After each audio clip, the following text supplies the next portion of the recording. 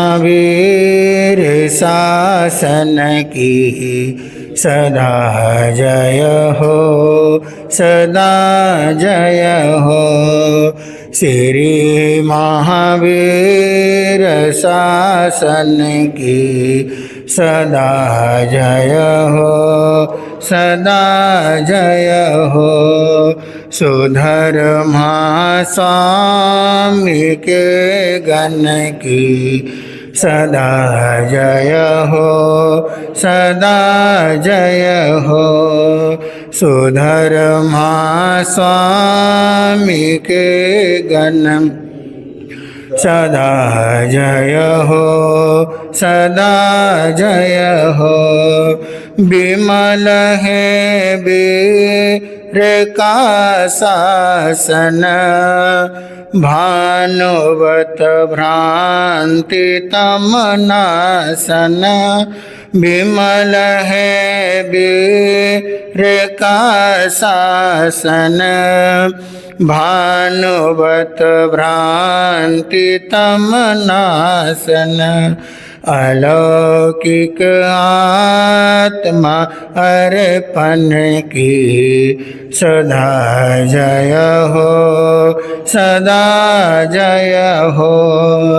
अलौकिक आत्मा अर्पण की सदा जय हो, सदा। श्री महावीर शासन की सदा जय हो, सदा जय हो। श्री महावीर शासन की सदा जय हो, सदा। शांति की जो तमन्ना है तो वीर शासन को अपना लो। शांति की जो तमन्ना तो वीर शासन को अपना लो। सुखमय मुक्त जीवन की सदा जय हो, सदा जय हो। सुखमय मुक्त जीवन की सदा जय हो, सदा जय हो। श्री महावीर शासन की सदा जय हो, सदा जय हो। श्री महावीर शासन की सदा जय हो। वीर शासन के रखवाले आचार्य संत सतिगण है।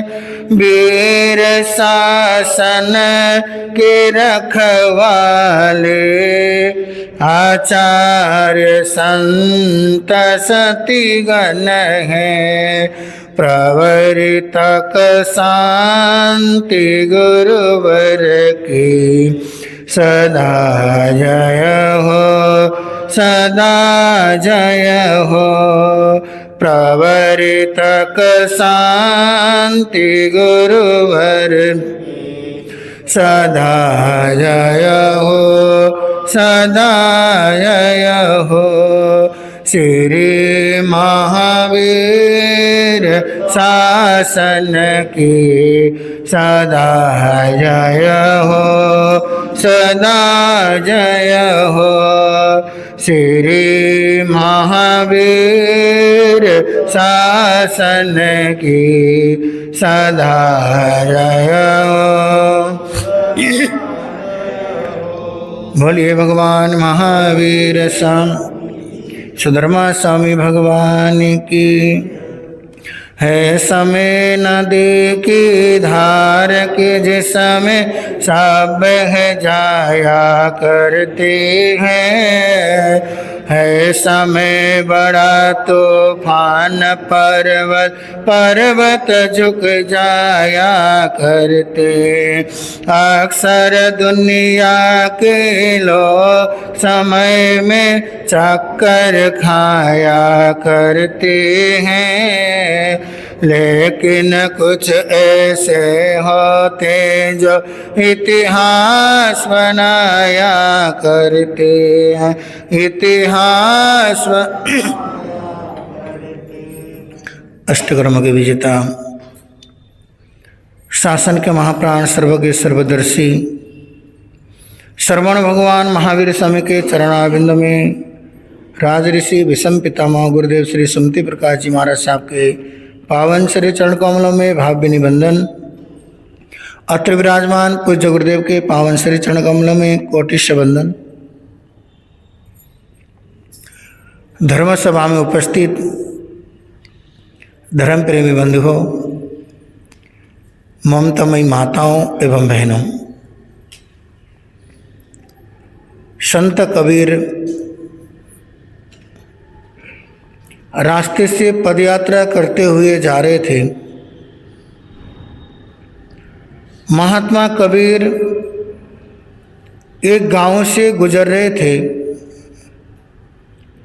और जैसे गांव में देखा, एक घटना को देखा, उस घटना को देख कर के महात्मा कबीर जोर जोर से रोने लगे। और जैसे गांव में कबीर जी का आना हुआ और इस तरह से रोना लोगों के लिए बहुत आश्चर्यजनक घटना थी। सारा गांव उमड़ घुमड़ के कबीर जी को देखने के लिए आया कि इतने बड़े विद्वान, इतने बड़े दार्शनिक महात्मा कबीर आखिर क्या परेशानी आ गई, क्या दुख आया कि वो बच्चों के जैसे जोर जोर से रो रहे हैं। लोगों के लिए बहुत आश्चर्य हुआ। सारा का सारा गांव कबीर जी का रोते हुए देखने के लिए आया। पहले तो जोर जोर से रो रहे थे और अचानक से रोते रोते हंसने लग गए। और जैसे पहले तो रोए और एकदम से हंसने लगे, लोगों के लिए बड़ा कुतूहल का माहौल हुआ। अरे पहले तो रो रहे थे और एकदम से हंसने लग गए।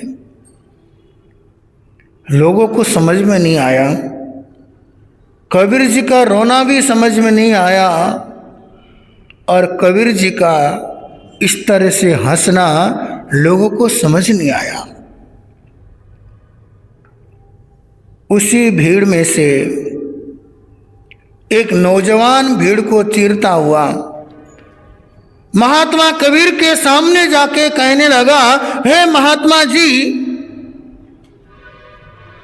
हमने तो सुना था कि आप बहुत बड़े विद्वान हैं, बहुत बड़े दार्शनिक हैं, बहुत समझदार संत हैं।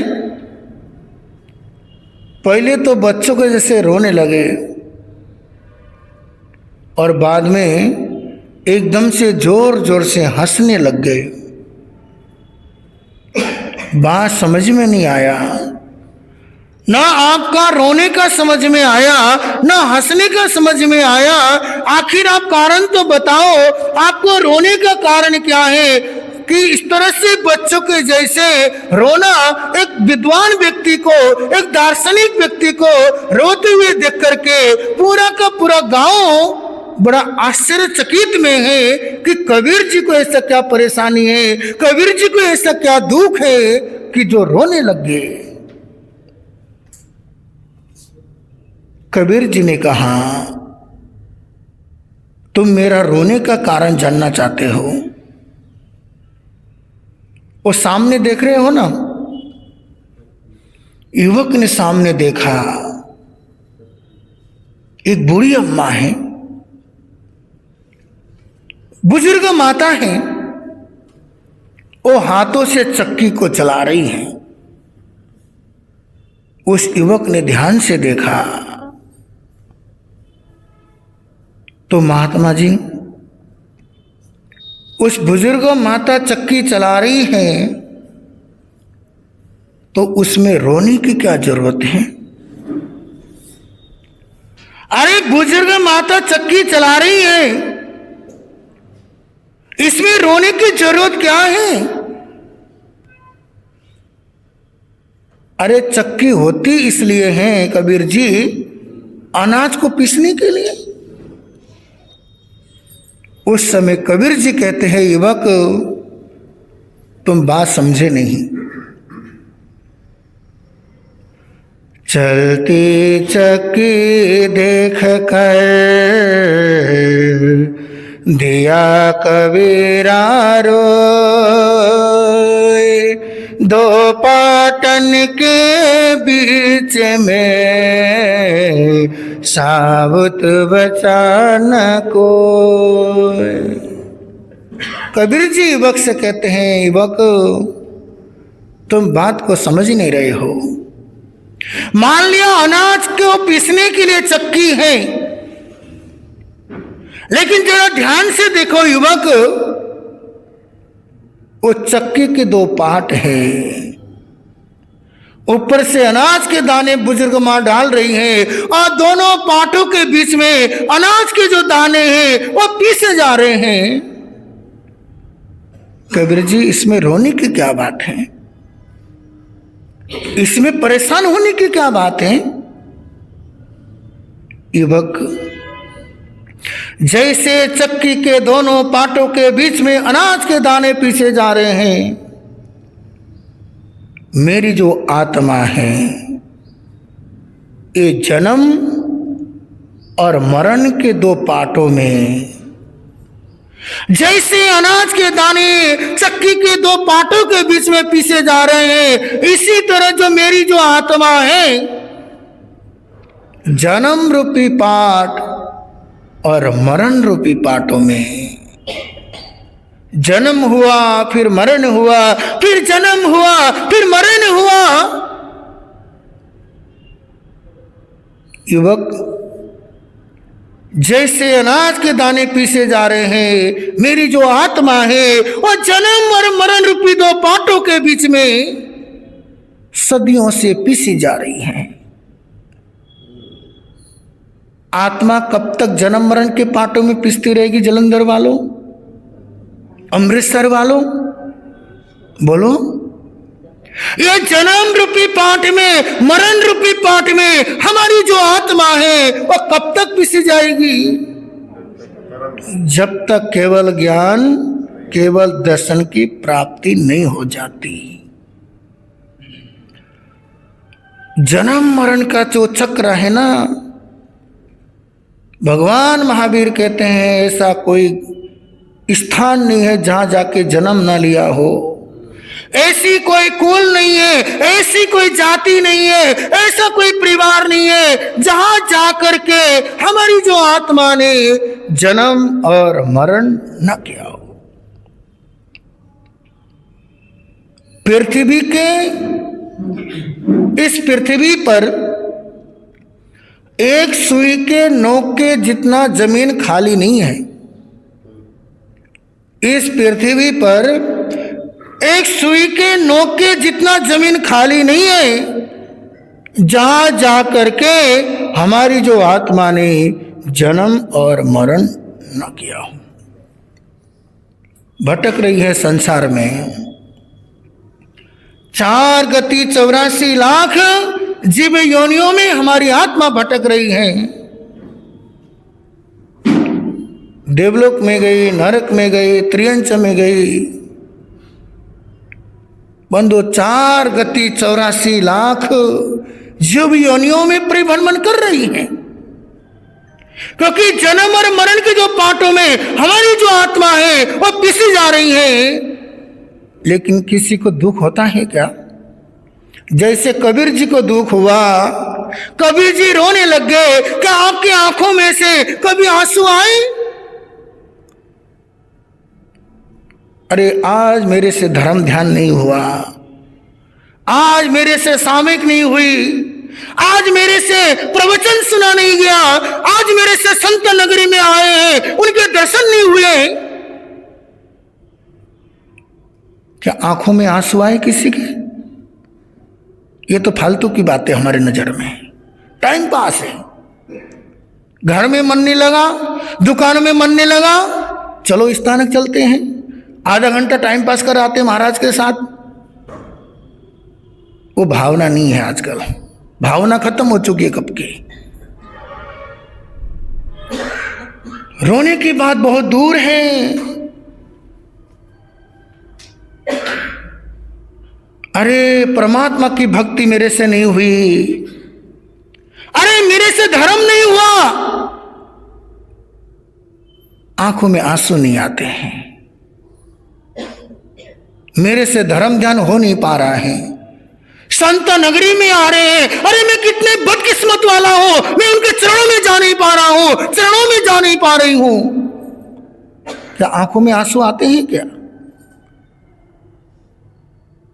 अरे संत नगरी में आए हैं, मैं आहार दान का लाभ नहीं ले पा रहा हूं, नहीं ले पा रही हूं। संत मेरे घर में अपने चरण रखे नहीं है। क्या कभी किसी को दुख हुआ?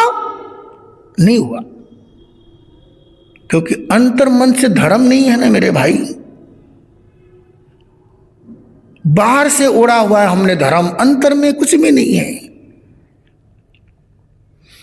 आंखों में हो आंसू और होठों पे हो नाम, क्यों नहीं आएंगे भगवान, क्यों नहीं आएंगे भगवान। आंखों में हो आंसू और होठों पे हो नाम, क्यों नहीं आएंगे भगवान, क्यों नहीं आएंगे भगवान। करो भरोसा बन जाएंगे बिगड़े सारे काम, क्यों नहीं आएंगे भगवान, क्यों नहीं आएंगे भगवान। रोने से जग हंसता है पर रो देना आसान नहीं, रोने से जग हंसता है पर रो देना आसान नहीं। मेरे वीर प्रभु का हृदय भी इतना पासान नहीं, मेरे वीर प्रभु का हृदय भी इतना पासान नहीं। दिन बंदो करुणा सिंधु हो, दिन बंदो करुणा सिंधु जपो सुबह और शाम, क्यों नहीं आएंगे भगवान, क्यों नहीं आएंगे भगवान। आंखों में हो आंसू और होठों पे हो नाम, क्यों नहीं आएंगे भगवान, क्यों नहीं आएंगे भगवान। वो आंसू भी क्या आंसू जो अपने लिए बहाए। जलंधर वालों, अपने लिए आंसू बहाने वाले बहुत होते हैं, अपने भौतिक सुख साधनों के लिए आंसू बहाने वाले बहुत होते हैं। संसार के भौतिक सुख साधनों में हमारे आंसू बहुत निकल आते हैं, लेकिन परमात्मा के लिए कहाँ निकल आते हैं। बरसात के दिन हो, सर्दी हो, सुबह से लेकर दोपहर तक बारिश चलती रहती है, आप चाय और पकोड़े के मजे लेते हो। क्या उस समय संतों का ख्याल आता है? आज संत गोचरी उठे नहीं होंगे। अरे मैं तो चाय के प्याली पी रहा हूं, मैं तो चाय के साथ पकोड़े खा रहा हूं। अरे सुबह से संत गोचरी के लिए निकले नहीं होंगे। ऐसी भयंकर बारिश में क्या उस समय हमारे आंखों में आंसू आते हैं क्या? कभी कभी तो पूरा दिन धुंध होती है, धुंध में गोचरी पाने नहीं जाते हैं, उस समय हमारे आंखों में आंसू आते हैं क्या? अरे संत तो उठे नहीं होंगे। पानी तक ग्रहण नहीं किया होगा। अरे भयंकर सर्दी के अंदर आप मखमली गद्दों में सो रहे हो, उस समय कड़ाके की ठंडी में क्या संतों का ख्याल आता है क्या? अरे संत कैसे रह रहे होंगे? क्या आपको दुख होता है क्या? एयर कंडीशन मकान में गर्मी में सोते हो, संत 45 के डिग्री में 15-15 किलोमीटर बिहार कर रहा है, क्या उस समय जरा सा भी आपको ये होता है क्या? हमारे संत लोग रोड में चल रहे होंगे नंगे पैर, उनकी क्या हालत हो रही होगी? बोलो जलंधर वालों, ऐसे विचार कहां आते हैं? जलंधर में तो एक बात और मैंने नहीं देखी, स्थानक में जब से आए रोज यहां पार्टियां होती है नीचे। बुरा मत मानना, आपकी गलती नहीं है, बेटे बहू नहीं आते तो क्या करें, पकड़ के तो लाओगे नहीं आप लोग भी। और नीचे पार्टियां होती है, किट्टी पार्टी चलती है, लेकिन किसी के मन में यह नहीं होता कि ऊपर संत है। सबको पता है यहाँ संत है, चलो एक बार मंगलिक तो सुन के आए। कभी कभी तो लगता है यार मैं सीरिया में हूँ, अफगानिस्तान में हूँ, जैनियों के बीच में हूँ। ये फील आ रहा है मुझे यहाँ पे, क्या मैं जैनियों के बीच में हूँ या मुसलमानों की कौम में हूँ मैं? सुनील जी, ये बहुत गहराई वाली बात है। युवा पीढ़ी स्थानक में आ रही है, 2-2.5 घंटे से नीचे पार्टियां हो रही है, लेकिन किसी का ये नहीं है कि भाई संत ऊपर है, अरे स्थानक में आए हैं, अरे एक मंगली की सुन के जाओ। पता नहीं क्या प्रथा है जलंधर की, ऐसा तो हमने पहली बार देखा। कम से कम कोई प्रोग्राम चलते हो, लास्ट में संतों के मंगल पाठ तो होता ही है, यहां तो हो भी नहीं है। अरे कम से कम बेटे बहू आपके स्थानक में आए, ऐसे तो आते हैं नहीं। हिल स्टेशन में कोई किधर जा रहा है, अभी भी यहाँ के लोग घूमने जा रहे हैं, कोई क्रिकेट मैच देखने जा रहे हैं मोहाली, सबके पास समय है, ये बस स्थानक में आने का समय नहीं है।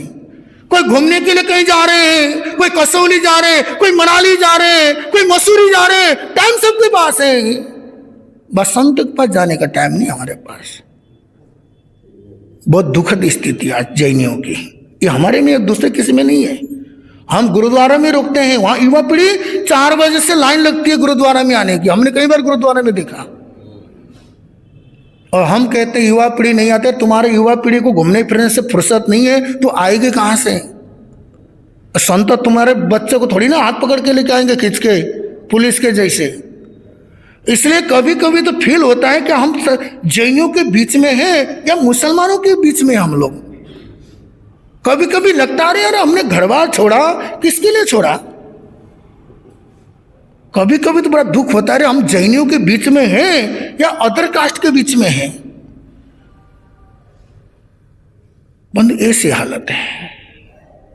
ओ आंसू भी क्या आंसू जो अपने लिए बहाए, ओ आंसू भी क्या आंसू जो अपने लिए बहाए, प्रभु के हित में बहे जो आंसू ओ आंसू कहलाए, प्रभु के हित में बहे जो आंसू ओ आंसू कहलाए।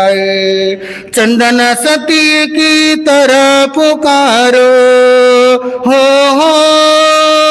चंदन सती की तरह पुकारो, द्वाराए भगवान क्यों नहीं आएंगे भगवान, क्यों नहीं आएंगे भगवान। अरे चंदना सती को देखो, बिचारी अबला नारी बाजारों में बेची गई। एक राजकुमारी बिचारी के बाल मुंडे गए, बाल मुड़ाए गए, बाजारों में बेची गई, सब्जी मंडियों में। हाथों में हथकड़ियां हैं, पैरों में बेड़ियां हैं, तय खाने के अंदर बंद है। हाथों के अंदर उड़द के बाकुले हैं, इंतजार करती है तलघर में बैठे बैठे कोई संत यहां से गुजरे, उनको मैं कुछ न कुछ दूं। उधर भगवान महावीर स्वामी 6 महीने की तपस्या में है, जब उसी रास्ते से जा रहे हैं, चंदना ने महावीर को देखा, चंदना ने महावीर को आते हुए देखा, इतनी प्रसन्न हो गई, हे प्रभु पधारो, मैं आपको कुछ ना कुछ आहार देने के लिए मेरे पास कुछ नहीं है, घोड़ों को खिलाने वाला ये उड़द के बाकुले हैं, हे प्रभु आप तो भावों के भूखे हो, मेरे से ये ग्रहण कीजिए और मेरे जीवन को धन्य कीजिए। महावीर के आने के अंदर खुशी थी, लेकिन भगवान की 13 बातों का अभिग्रह था, हंसती हुई भी हो रोती हुई भी हो। चंदन वाला तो ऐसी विकट स्थिति में भी कभी आंसू नहीं आए उसके, लेकिन जैसे ही महावीर पास में आए, उन्होंने देखा ये तो खुश है, ये तो हंस रही है, पर वो लौट करके वापस गए। जब प्रभु को जाते हुए देखा, हे भगवान दुनिया ने मुझे ठुकरा दिया, मुझे गम नहीं रहा, हे भगवान मेरे जीवन के अंदर इतने कष्ट आए, इतने उपसर्ग आए, फिर भी मुझे दुख नहीं हुआ, आप मेरे द्वार पर आए, हे भगवान आप मेरे द्वार पर आकर के इस तरह से खाली हाथ चले गए, ये मेरे से बर्दाश्त नहीं हो रहा है। फूट फूट के चंदना रोने लगी, हे भगवान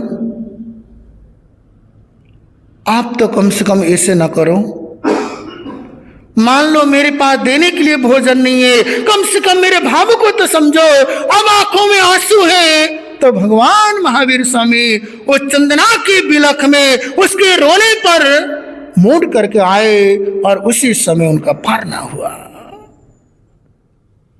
परमात्मा के लिए रोने वाले बहुत कम है, गुरुओं के लिए आंसू बहाने वाले बहुत कम है।